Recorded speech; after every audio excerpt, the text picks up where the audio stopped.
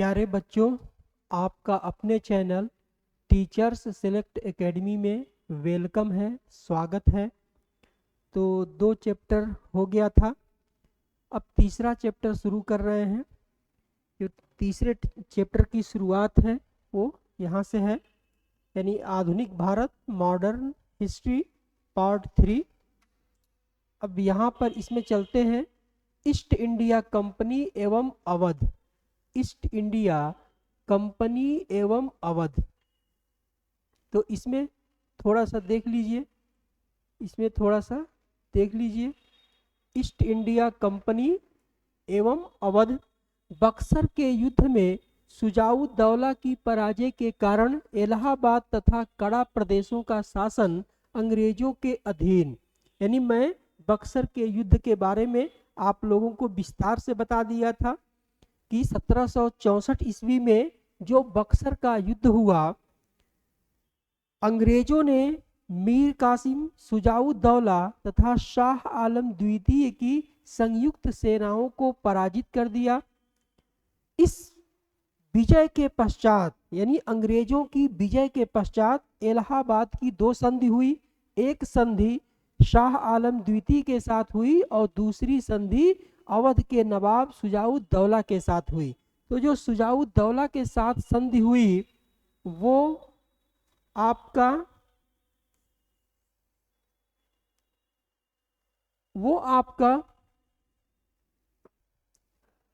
बक्सर के युद्ध में शुजाउद्दौला की पराजय के कारण इलाहाबाद तथा कड़ा प्रदेशों का शासन अंग्रेजों के अधीन हो गया। यानी जो इलाहाबाद है और जो कड़ा है, ये जो इलाहाबाद के आसपास का जो पूरा इलाका था वो मेडुअल पीरियड में कड़ा मानिकपुर के नाम से जाना जाता था। तो इलाहाबाद और कड़ा के प्रदेशों का जो शासन है वो अंग्रेजों के अधीन आ गया। जो 1765 ईस्वी में इलाहाबाद की संधि हुई, 1765 यानी 1765 में जो इलाहाबाद की संधि हुई, इलाहाबाद की जो संधि हुई वो एक संधि शाह आलम द्वितीय से हुई, जो मुगल बादशाह था, मुगल सम्राट था। शाह आलम द्वितीय से हुई एक संधि। और जो दूसरी संधि हुई इलाहाबाद की जो दूसरी संधि हुई वो अवध के नवाब शुजाउद्दौला के साथ हुई। अवध के नवाब शुजाउद्दौला के साथ हुई। तो आपको ध्यान में रखना है कि इलाहाबाद की 2 संधि हुई थी। एक संधि मुगल बादशाह या मुगल सम्राट शाह आलम द्वितीय के साथ अंग्रेजों की इलाहाबाद की संधि हुई, और दूसरा जो अंग्रेजों की इलाहाबाद की संधि हुई वो अवध के नवाब शुजाउद्दौला के साथ हुई। तो ये ध्यान में रखना है, जो अवध के नवाब शुजाउद्दौला के साथ संधि हुई उसके तहत इलाहाबाद तथा कड़ा प्रदेशों का शासन अंग्रेजों के अधीन हो गया। सन 1773 में बनारस की संधि, जिसके अनुसार 50 लाख रुपए के बदले इलाहाबाद एवं कड़ा प्रदेशों का प्रशासन पुनः अवध के अधीन, यह संधि शुजाउद्दौला तथा वारेन हेस्टिंग्स के मध्य हुई। यानी 1773 में 50 लाख के बदले इलाहाबाद तथा कड़ा प्रदेशों का जो शासन था वो फिर शुजाउद्दौला के अधीन कर दिया गया। यानी शुजाउद्दौला को कहा गया कि आप इस पर अपना शासन कीजिए, प्रशासन का काम कीजिए, लेकिन इसके बदले में हमको 50 लाख रुपया आपको देना है। तो 50 लाख रुपए के बदले में ये जो कड़ा तथा इलाहाबाद का प्रदेश है, जो क्षेत्र था, जो इलाका था, वो पुनः अवध के नवाब शुजाउद्दौला के अधीन आ गया। और ये शुजाउद्दौला तथा वारेन हेस्टिंग्स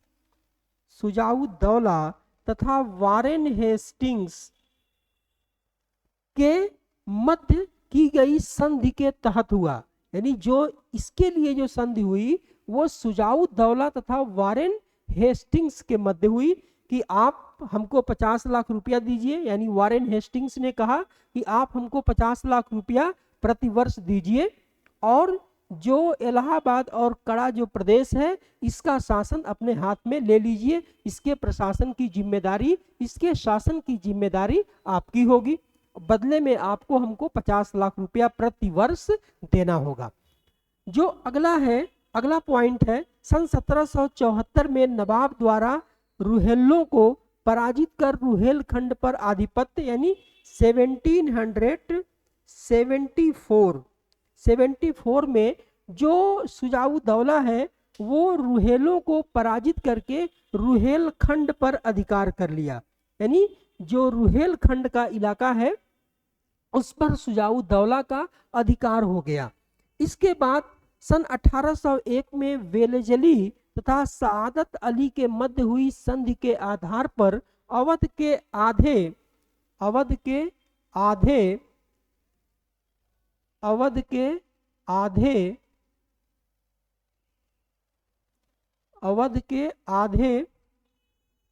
भाग पर अंग्रेजों का आधिपत्य हो गया। यानी जो अवध का आधा भाग था उस पर अंग्रेजों का अधिकार हो गया। यानी वेलेजली और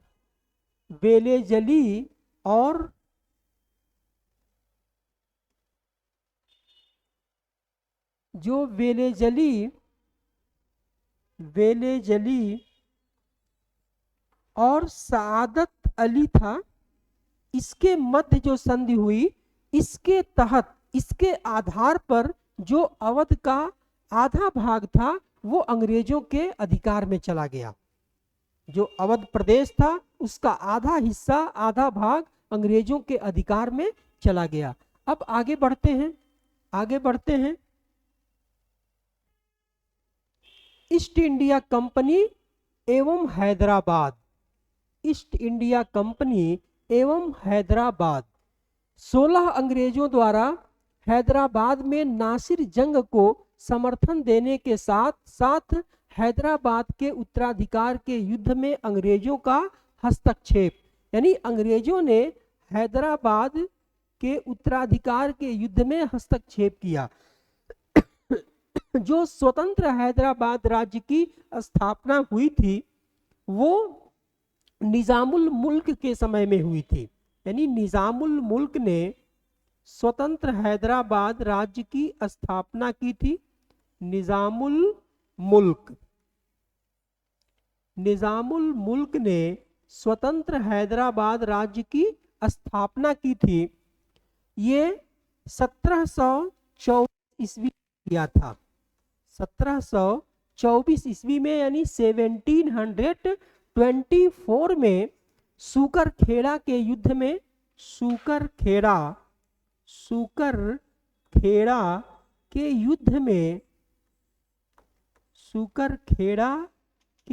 में अंग्रेजों को पराजित कर सूकरखेड़ा के युद्ध में मुबारिज खां को पराजित कर स्वतंत्र हैदराबाद राज्य की स्थापना की। स्वतंत्र हैदराबाद राज्य की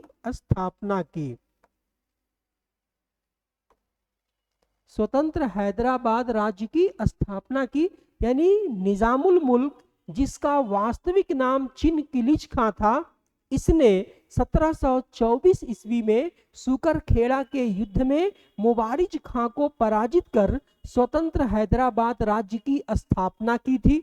और जब इसने स्वतंत्र हैदराबाद राज्य की स्थापना कर ली तो मोहम्मद शाह जो उस समय मुगल शासक था, जिसको इतिहास में मोहम्मद शाह रंगीला के नाम से जाना जाता है, इसने मजबूर होकर निजामुल मुल्क को आसफ जाह की उपाधि दी। निजामुल मुल्क को आसफ जाह की उपाधि दी।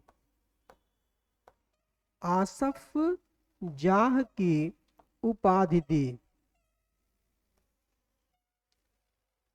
ये क्वेश्चन बहुत बार पूछा गया है कि स्वतंत्र हैदराबाद राज्य का संस्थापक किसे माना जाता है, तो 4 विकल्प रहेगा। निजामुल मुल्क को लगाना होगा। इससे दूसरा क्वेश्चन कि निजामुल मुल्क ने किस सन में स्वतंत्र हैदराबाद राज्य की स्थापना की थी, तो 4 विकल्प रहेगा। 1724 को लगाना होगा, यानी 1724 को लगाना होगा। और यह भी क्वेश्चन बहुत बार पूछा गया है कि निजामुल मुल्क ने किस युद्ध में मुबारिज खां को पराजित कर स्वतंत्र हैदराबाद राज्य की स्थापना की थी, तो 4 विकल्प रहेगा। सुकर खेड़ा के युद्ध को लगाना होगा। और इससे यह भी क्वेश्चन पूछा जाता है और पूछा गया है कि जब निजामुल मुल्क ने स्वतंत्र हैदराबाद राज्य की स्थापना कर ली तो मोहम्मद शाह रंगीला ने उसको कौन सी उपाधि दी, तो 4 विकल्प रहेगा। आसफ जाह को लगाना होगा, आसफ जाह को लगाना होगा, यानी मोहम्मद शाह रंगीला मजबूर होकर निजामुल मुल्क को आसफ जाह की उपाधि दी थी। और जो इसका वास्तविक नाम था वो चिन किलिच खां था, चिन किलिच खां था, चिन किलिच खां था, चिन किलिच खां था, चिन किलिच खां था, यानी जो इसका वास्तविक नाम था वो चिन किलिच खां था। और बाद में जब इसने स्वतंत्र हैदराबाद राज्य की स्थापना कर ली तो मोहम्मद शाह रंगीला मजबूर होकर इसको आसफ जाह की उपाधि दी थी, जिसको निजामुल मुल्क के नाम से भी जाना जाता है। तो यहाँ पर अंग्रेजों ने बाद में जो हैदराबाद के लिए उत्तराधिकार का युद्ध शुरू हुआ उसमें अंग्रेजों ने हस्तक्षेप किया, अंग्रेजों ने उसमें दखल अंदाजी शुरू की। निजाम द्वारा प्रथम एवं द्वितीय आंग्ल मैसूर युद्ध में तटस्थता की नींव थी, लेकिन तृतीय एवं चतुर्थ आंग्ल मैसूर युद्ध में अंग्रेजों का समर्थन, यानी जो हैदराबाद का निजाम था, जो ये निजाम है, निजाम से मतलब हैदराबाद का निजाम, जो हैदराबाद का निजाम था वो प्रथम आंग्ल मैसूर युद्ध और द्वितीय आंग्ल मैसूर युद्ध जो अंग्रेजों तथा हैदर अली के मध्य लड़ा गया था इसमें पूरी तरह से तटस्थ रहा। लेकिन जो तृतीय आंग्ल मैसूर युद्ध और चतुर्थ आंग्ल मैसूर युद्ध जो अंग्रेजों और टीपू सुल्तान के मध्य लड़ा गया उसमें निजाम ने अंग्रेजों का साथ दिया, यानी हैदराबाद के निजाम ने अंग्रेजों का साथ दिया था, टीपू सुल्तान का साथ नहीं दिया था। तो अब अगला जो पॉइंट है, सन 1798 में सहायक संधि यानी 1798 में सहायक संधि हुई और सन 1853 में बकाया धनराशि के बदले डलहौजी द्वारा बरार के प्रदेश यानी जो बरार का प्रदेश था इस पर आधिपत्य कर लिया गया। सन 1893 ईस्वी में लॉर्ड डलहौजी के द्वारा 1853 में लॉर्ड डलहौजी के द्वारा बरार के प्रदेश पर आधिपत्य कर लिया गया और सन 1857 में विद्रोह में निजाम द्वारा अंग्रेजों को समर्थन यानी जो 1857 का विद्रोह हुआ, 1857 का जो रिवॉल्यूशन हुआ, जो विद्रोह हुआ उसमें हैदराबाद के निजाम ने अंग्रेजों का समर्थन किया था। इसके अलावा जमींदारों ने भी, अधिकांश जमींदारों ने भी अंग्रेजों का समर्थन किया था। ये 1857 का विद्रोह जब पढ़ाए थे तो उसमें बताए थे कि जो जमींदार वर्ग था वो 1793 ईस्वी में अंग्रेजों ने जो अस्थाई बंदोबस्त परमानेंट सेटलमेंट को लागू किया तो उससे भूमि का स्वामी जमींदार को मान लिया गया, जिससे जमींदार वर्ग अंग्रेजों का मित्र हो गया। और 1857 के विद्रोह में अधिकांश जमींदारों ने अंग्रेजों का साथ दिया। जिन लोगों ने अंग्रेजों का साथ नहीं दिया वो विद्रोहियों का भी साथ नहीं दिए, वो पूरी तरह से तटस्थ रहे। तो अब आगे बढ़ते हैं, आगे बढ़ते हैं ईस्ट इंडिया कंपनी एवं कर्नाटक, ईस्ट इंडिया कंपनी एवं कर्नाटक। सन 1749 में चंदा साहब कर्नाटक का नवाब नियुक्त। यह नियुक्ति फ्रांसीसियों के समर्थन से की गई। यानी जो चंदा साहब हैं इनकी नियुक्ति हुई 1749 में, 1749 में जो कर्नाटक का नवाब इनको नियुक्त किया गया, यह फ्रांसीसियों के समर्थन से किया गया था। यानी चंदा साहब को जो कर्नाटक का नवाब नियुक्त किया गया वो फ्रांसीसियों के सहयोग से किया गया। सन 1761 में हैदर अली द्वारा फ्रांसीसियों की सहायता से डिंडीगुल में आधुनिक शस्त्रागार की स्थापना। यानी ये देखिए, ये सन 1761 नहीं है, ये गलत है। ये जो डिंडीगुल में आधुनिक शस्त्रागार की स्थापना हुई थी ये 1755 में हुई थी। 1755 यानी 1755 में डिंडीगुल में एक आधुनिक शस्त्रागार की स्थापना हैदर अली ने करवाई और बाद में 1761 ईस्वी में हैदर अली ने एक स्वतंत्र मैसूर राज्य की स्थापना की। यानी 1761 ईस्वी में हैदर अली ने 1761 ईस्वी में हैदर अली ने स्वतंत्र मैसूर राज्य की स्थापना की। हैदर अली ने स्वतंत्र मैसूर राज्य की स्थापना की। स्वतंत्र मैसूर राज्य की स्थापना की। स्वतंत्र मैसूर राज्य की स्थापना की। यानी जो स्वतंत्र मैसूर राज्य का संस्थापक है वो हैदर अली है और 1761 ईस्वी में यानी 1761 में इसने स्वतंत्र हैदराबाद राज्य की स्थापना की थी। ये क्वेश्चन बहुत बार पूछा गया है कि हैदर अली ने स्वतंत्र मैसूर राज्य की स्थापना किस सन में की थी, तो 1761 को लगाना होगा, 1761 को लगाना होगा। और जब डिंडीगुल में शस्त्रागार की स्थापना पूछा जाएगा तो आपको 1755 को लगाना होगा, 1761 को नहीं लगाना होगा। यानी 1755 को लगाना होगा, 61 को नहीं लगाना होगा। तो डिंडीगुल में जो शस्त्रागार की स्थापना हुई वो 1755 ईस्वी में हुई थी। ये 1761 नहीं है, 1761 गलत है।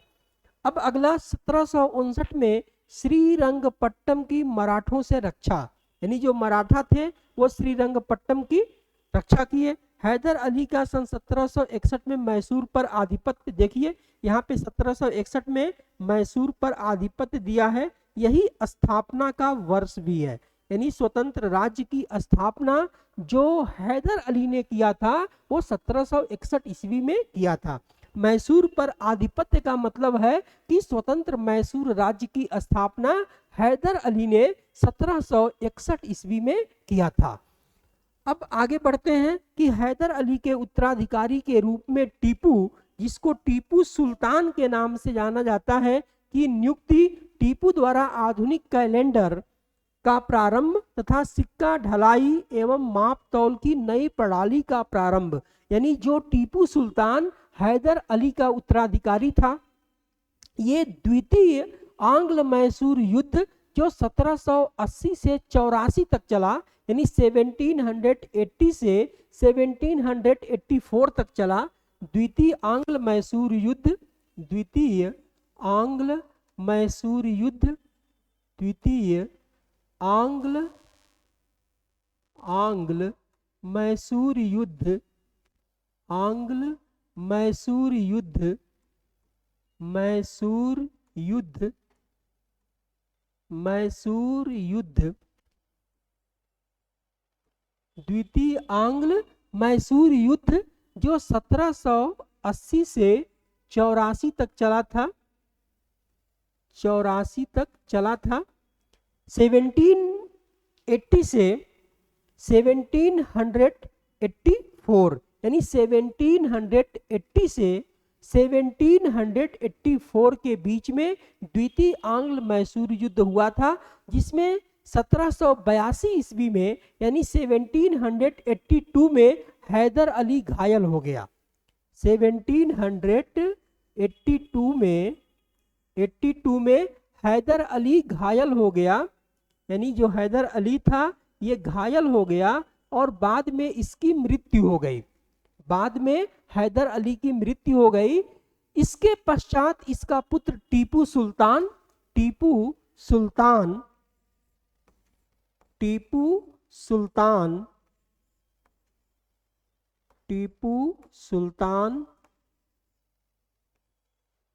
इसका उत्तराधिकारी बना, जिसने द्वितीय आंग्ल मैसूर युद्ध को जारी रखा और 1784 ईस्वी में अंग्रेजों तथा टीपू सुल्तान के मध्य संधि हो गई। तो यहाँ पे देखिए, हैदर अली के उत्तराधिकारी के रूप में टीपू की नियुक्ति, टीपू द्वारा आधुनिक कैलेंडर का प्रारंभ तथा सिक्का ढलाई एवं माप तौल की नई प्रणाली का प्रारंभ। यानी जो टीपू सुल्तान था, इसने एक आधुनिक कैलेंडर को जारी किया था और माप तौल में नई प्रणाली की शुरुआत की थी। यह फ्रांसीसी क्रांति से काफी प्रभावित था, जिसकी वजह से इसने श्रीरंगपट्टम में स्वतंत्रता का वृक्ष लगवाया। श्रीरंगपट्टम में स्वतंत्रता का वृक्ष लगवाया। श्रीरंगपट्टनम में स्वतंत्रता का वृक्ष लगवाया, क्योंकि यह फ्रांसीसी क्रांति से काफी प्रभावित था और इसने जैकोबिन क्लब की सदस्यता भी ग्रहण की थी। जैकोबिन क्लब की सदस्यता भी ग्रहण की थी। जैकोबिन क्लब की सदस्यता भी ग्रहण की थी। जैकोबिन क्लब की सदस्यता भी ग्रहण की थी। इसके बाद टीपू द्वारा ईस्ट इंडिया कंपनी की भांति व्यापारिक कंपनियां स्थापित करने का प्रयास, यानी इसने भी व्यापारिक कंपनी स्थापित करने का प्रयास किया था, लेकिन चतुर्थ आंग्ल मैसूर युद्ध के दौरान 1799 ईस्वी में अंग्रेजों से लड़ते हुए टीपू सुल्तान की मृत्यु हो गई। यानी श्रीरंगपट्टम की द्वार पर अंग्रेजों से लड़ते हुए टीपू सुल्तान मारा गया। तो ये ध्यान में रखना है। अब आगे बढ़ते हैं।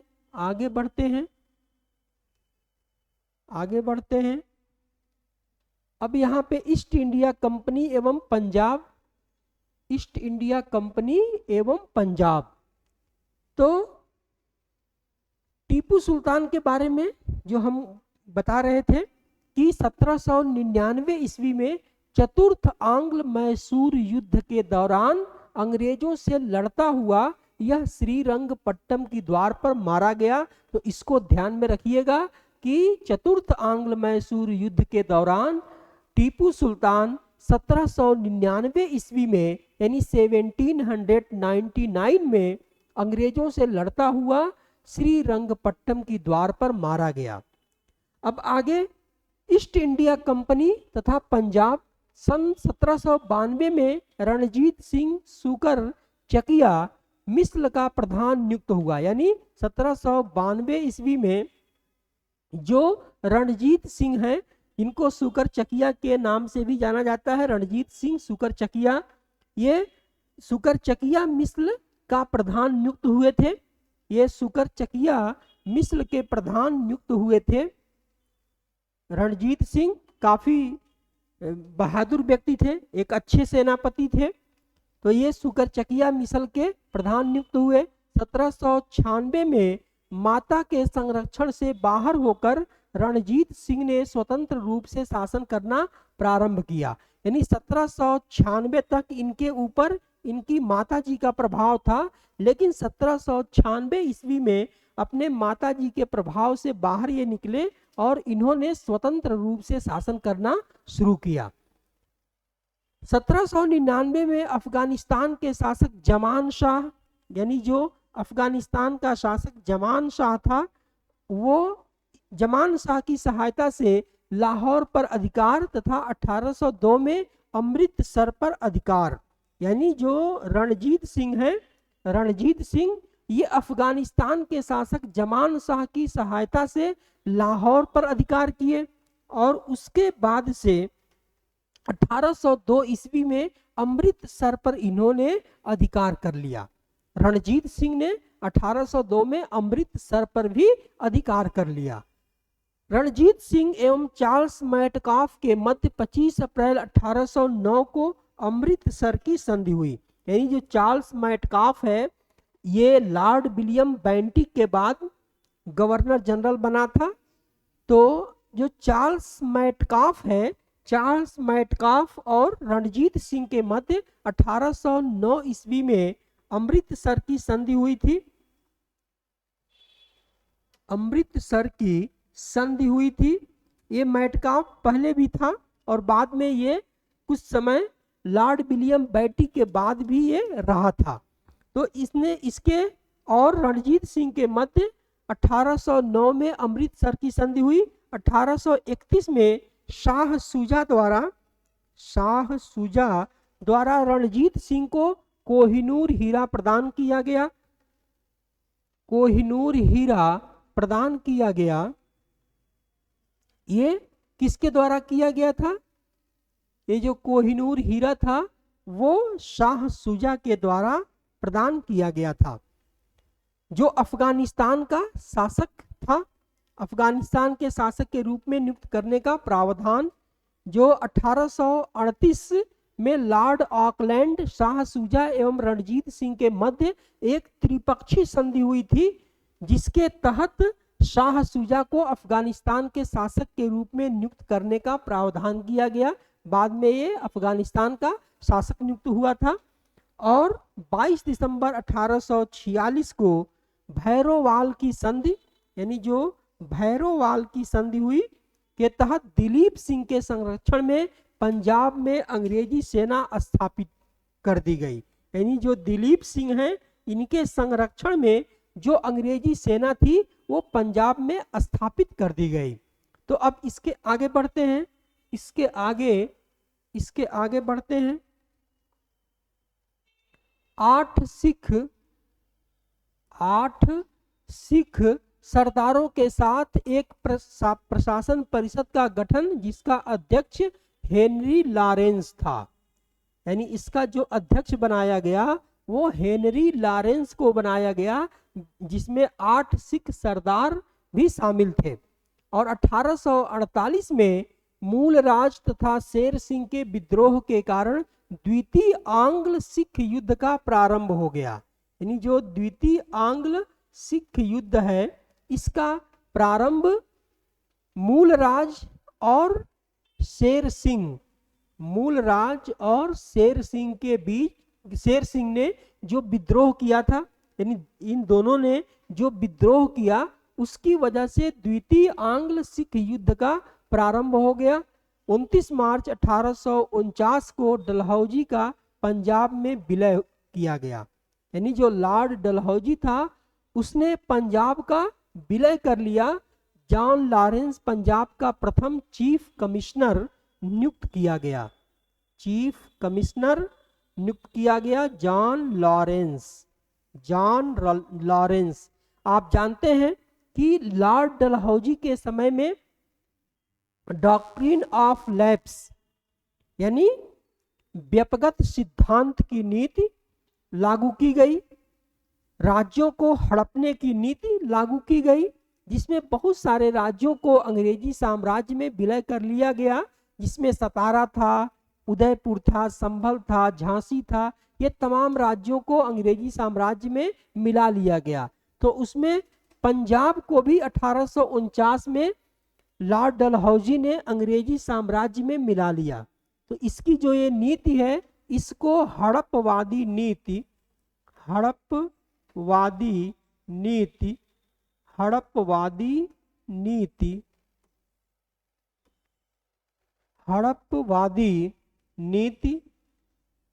या व्यपगत सिद्धांत की नीति या व्यपगत व्यपगत व्यपगत सिद्धांत की नीति के नाम से जाना जाता है।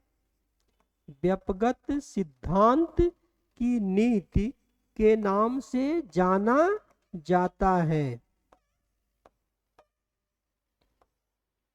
जिसको डॉक्ट्रिन ऑफ लैप्स भी कहा जाता है। तो इस नीति के तहत पंजाब को भी अंग्रेजी साम्राज्य में मिला लिया गया। अब आगे बढ़ते हैं और सर जॉन लॉरेंस को पंजाब का पहला चीफ कमिश्नर नियुक्त किया गया। अब आगे बढ़ते हैं ईस्ट इंडिया कंपनी एवं मराठा। ईस्ट इंडिया कंपनी एवं मराठा सन 1775 में रघुनाथ राव द्वारा अंग्रेजों के साथ सूरत की संधि, यानी जो रघुनाथ राव था इसने अंग्रेजों के साथ सूरत की संधि की अंग्रेजों के साथ। इसके आधार पर कंपनी ने रघुनाथ राव, ये रघुनाथ राव है, रघुनाथ राव को पेशवा बनाना स्वीकार कर लिया। यानी कंपनी ने रघुनाथ राव को पेशवा बनाना स्वीकार कर लिया इस सूरत की संधि के माध्यम से। अब 1775 मई 1775 में कर्नल कीटिंग एवं रघुनाथ राव की संयुक्त सेना द्वारा अर्रास में पूना की सेना की पराजय, यानी जो अर्रास है ये अर्रास नहीं है, ये आपका अर्काट है, अर्काट इसमें पूना की सेना की पराजय हुई। 1 मार्च 1776 को कर्नल ऑप्टन एवं पूना के राजा के मध्य पुरंदर की संधि हुई। ओ सॉरी, ये अर्काट नहीं है, अर्काट ये आपका कर्नाटक की राजधानी था, अर्काट ये अर्रास ही है, जिसमें कर्नल ऑप्टन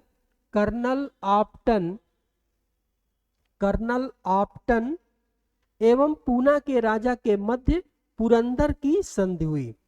जो पुरंदर की संधि हुई 15 फरवरी 1779 को कर्नल मोवार्ड का अहमदाबाद पर अधिकार हो गया। यानी जो कर्नल मोवार्ड था उसका अहमदाबाद पर अधिकार हो गया। अब आगे बढ़ते हैं।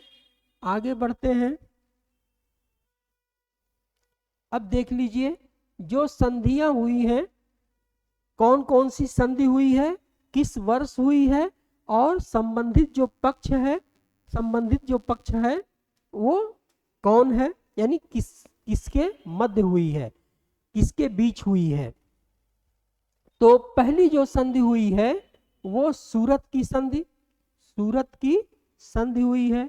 ये काफी महत्वपूर्ण है, 1775 ईस्वी में हुई और ये रघुनाथ राव के साथ हुई थी।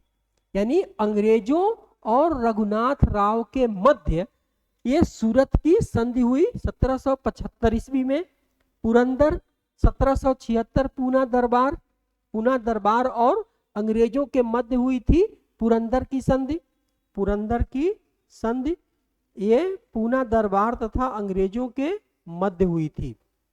पूना दरबार और अंग्रेजों के मध्य हुई थी 1776 ईस्वी में। बड़गांव की जो संधि हुई यह भी आता है 1779 ईस्वी में ये हुई थी, अंग्रेजों और पेशवा के मध्य हुई थी। जो सालबाई की संधि है वो 1782 ईस्वी में हुई थी, यह भी काफी महत्वपूर्ण है। सालबाई की संधि ये 1782 ईस्वी में हुई थी, यह भी अंग्रेजों तथा पूना दरबार के मध्य हुई थी। और जो बेसीन की संधि है ये सबसे महत्वपूर्ण है। बेसीन की संधि ये बहुत बार पूछा गया है, ये अंग्रेजों तथा पेशवा बाजीराव द्वितीय के मध्य हुई थी। अंग्रेजों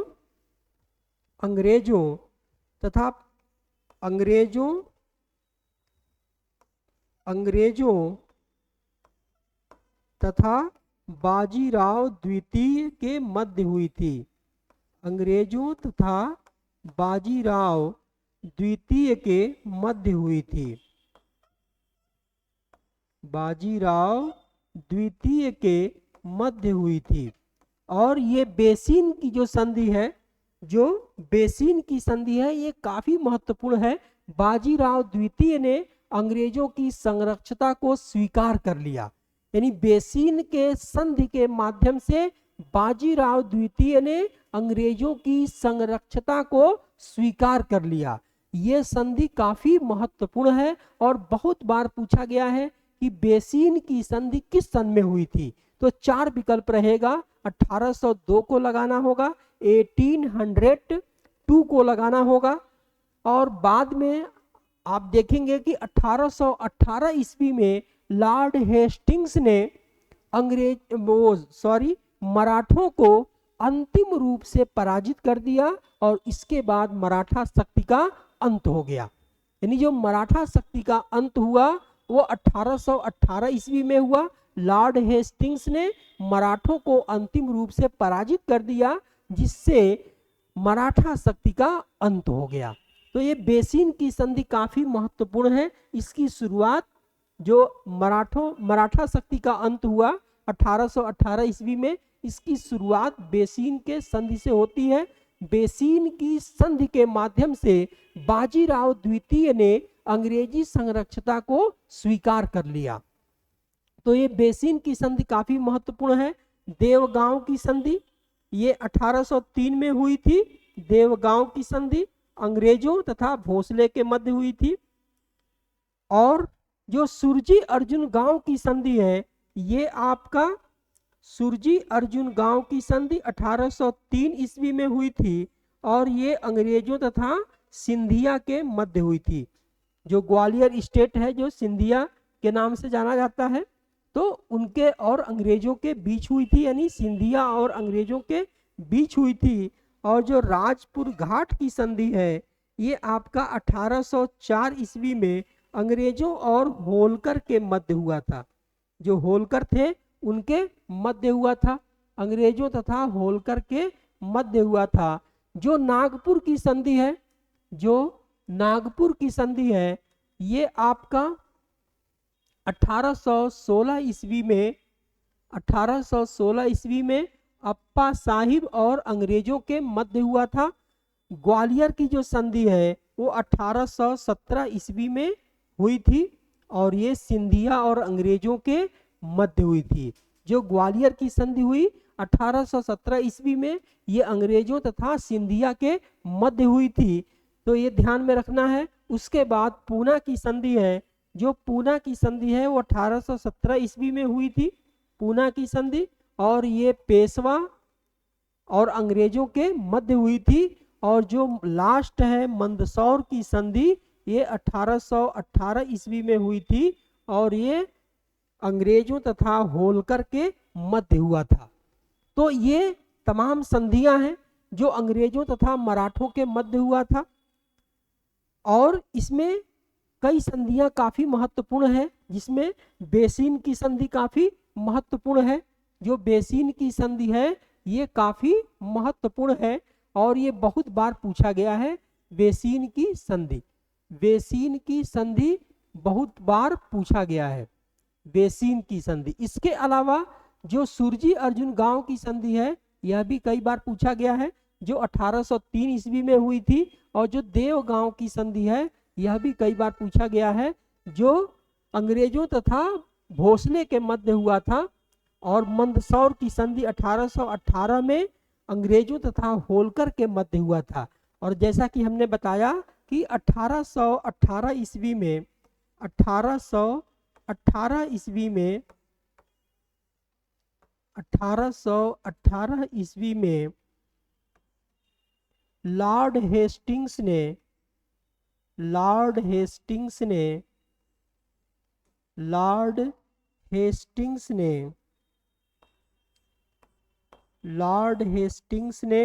मराठों को अंतिम रूप से पराजित कर दिया। लॉर्ड हेस्टिंग्स ने मराठों को मराठों को अंतिम रूप से पराजित कर दिया, मराठों को अंतिम रूप से पराजित कर दिया, अंतिम रूप से पराजित कर दिया। इसके बाद भारत में पराजित कर दिया, पराजित कर दिया, पराजित कर दिया, पराजित कर दिया। यानी 1818 ईस्वी में लॉर्ड हेस्टिंग्स ने अंतिम रूप से मराठों को पराजित कर दिया। इसके बाद मराठा शक्ति का अंत शुरू हो गया। तो ये आपका अंग्रेज और मराठे रहे, अंग्रेज और मराठे। इसके बाद भी अभी कुछ है इसमें, यानी जो ईस्ट इंडिया कंपनी एवं मराठा हैं, तो जो प्रथम आंग्ल मराठा युद्ध हुआ था, प्रथम आंग्ल मराठा युद्ध हुआ था, इसमें सिंधिया की मध्यस्थता के कारण सालवाई की संधि हुई थी। सालवाई की संधि सिंधिया की, यानी जो ग्वालियर के सिंधिया थे उनकी मध्यस्थता के कारण जो प्रथम आंग्ल मराठा युद्ध हुआ था, इसमें सालवाई की संधि हुई। जो सालवाई की संधि हुई वो ग्वालियर के सिंधिया की मध्यस्थता के कारण हुई थी और सालसेट पर अंग्रेजों का अधिकार हो गया। जो सालसेट था इस पर अंग्रेजों का अधिकार हो गया, जो सालसेट था इस पर अंग्रेजों का अधिकार हो गया। और माधवराव नारायण को पेशवा के रूप में स्वीकृति मिल गई। जो माधव नारायण राव है, ये थोड़ा सा बीच में राव कर दिया गया है, ये माधव नारायण राव है, माधव राव नारायण नहीं है, माधव, इसको काट देते हैं, माधव नारायण राव, माधव नारायण राव को पेशवा के रूप में स्वीकृति मिल गई। राघोवा पेंशन याफ्ता घोषित हो गया, यानी जो राघोवा था इसको पेंशन याफ्ता घोषित कर दिया गया, इसको यानी पेंशन दे दिया गया। यमुना के पश्चिमी क्षेत्रों पर सिंधिया का अधिकार हो गया, यानी यमुना का जो पश्चिमी इलाका था उस पर सिंधिया का अधिकार हो गया, यानी जो ग्वालियर के सिंधिया थे उनका यमुना के पश्चिमी इलाके पर अधिकार हो गया। अब लॉर्ड बेलेजली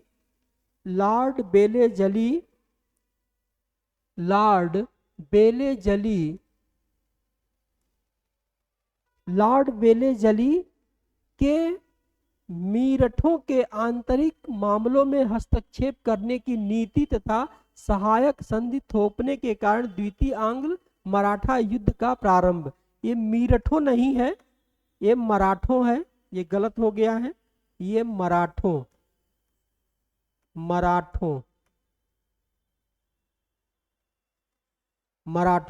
यानी लॉर्ड बेलेजली, और लॉर्ड बेलेजली ने मराठों के आंतरिक मामलों में हस्तक्षेप करने की नीति तथा सहायक नीति थोपने के कारण द्वितीय आंग्ल मराठा युद्ध हुआ। क्योंकि आप जानते हैं कि लॉर्ड बेलेजली की जो नीति थी वो सहायक, ये सहायक संधि के नाम से भी जाना जाता है। इसने राज्यों के साथ सहायक संधि शुरू कर दी, यानी सहायक संधि पर इसने जोर देना शुरू किया, और इसी के कारण द्वितीय आंग्ल मराठा युद्ध हुआ और बाजीराव एवं अंग्रेजों के मध्य बेसीन की संधि हुई। और मैं पहले ही बताया कि जो 1802 ईस्वी में बेसीन की संधि हुई ये काफी महत्वपूर्ण है, क्योंकि बाजीराव द्वितीय ने बेसीन की संधि के माध्यम से अंग्रेजी संरक्षता को स्वीकार कर लिया। यानी बाजीराव द्वितीय ने बेसीन की संधि के माध्यम से अंग्रेजी संरक्षता को स्वीकार कर लिया। तो ये काफी महत्वपूर्ण है। और 1 जून 1818 को बाजीराव का जॉन मैल्कम के समक्ष आत्मसमर्पण, पूना पर अंग्रेजों का अधिकार। ये जॉन मैल्कम के समक्ष बाजीराव द्वितीय ने आत्मसमर्पण कर दिया। और जैसा कि हमने बताया कि 1818 में जो गवर्नर जनरल था वो लॉर्ड हेस्टिंग्स था, और लॉर्ड हेस्टिंग्स के समय में ही, यानी लॉर्ड हेस्टिंग्स ने 1818 ईस्वी में मराठों को बुरी तरह से पराजित कर दिया, और इसके बाद भारत में मराठा शक्ति का अंत हो गया। तो 1818 ईस्वी में मराठा शक्ति का अंत हो गया, और अंत करने का कार्य लॉर्ड हेस्टिंग्स ने किया।